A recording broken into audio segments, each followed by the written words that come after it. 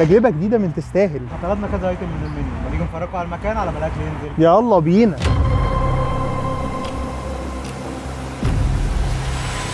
سبب اختيارنا الكوزي هو ان الفيو بتاعه تحفه، ان اي مكان هتختار تقعد فيه هيكون المنظر حواليك جميل جدا، بالذات للي بيحبوا يصوروا. ده غير تنوع القعدات عنده، يعني مثلا السوينج تيبل دي اللي بتكون تجربه تانية خالص، لان كل الكراسي والترابيزه بتتحرك بيك. ممكن دي تكون شبابيه شويه. اما للناس المخطوبين والمتجوزين وعايزين قعده هاديه ورومانسيه هتعجبهم قوي الدبل سوينج دي، بالذات وانت شايف الفيو ده قدامك والمايه حواليك. ده غير طبعا القعدات العاديه والسوينج اللي كلنا متعودين عليها. المكان برضو من مميزاته كيدز اريا، عشان لو عايز تخرج مع مراتك حته هاديه شويه وما ينفعش تسيب الاولاد في البيت، كيدز اريا دي تشغلهم شويه. اما المكان من جوه عالم تاني، واسع وهادي وينفع جدا للطلبه لو عايزين يغيروا جو ويجيبوا الشله يذاكروا هنا. هدوء وفيو حلو، اكل جميل، هنعوز ايه تاني؟ اصلا لسه ما كلناش، ما تيجوا نبص على الاكل كده. انزل بالاكل يا تيتو.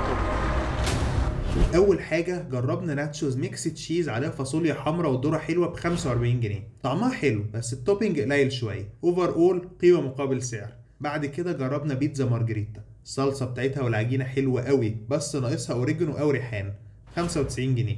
اخر حاجه جربنا التشيكن كوزي، ودي عباره عن صدور فراخ عليها سلامي وجبنه، بينزل معاها مكرونه او 2 سايد ديش.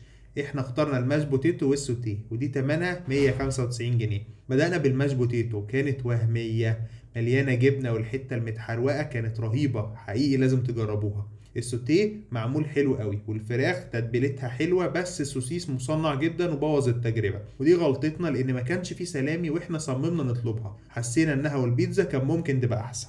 للديزرت طلبنا ايس موكا ب 55 جنيه وميلك شيك اوريو ب 65 جنيه. الايس موكا طعم القهوه فيه باين ومش طاغي وحقيقي حلو وريفريشنج. ميلك شيك سكره مظبوط جدا وطعمه حلو قوي. اوفر اول كانت تجربه تحفه وحقيقي تستاهل. المكان كاوفر اول يستاهل، بس دي كانت تجربتنا احنا. الاهم تجربتكم انتوا. اكتبوا لنا في الكومنتات ايه رايكم في تجربه كوزي. قولوا لنا برضه خروجه كوزي تستاهل ولا فركش يا تيتو.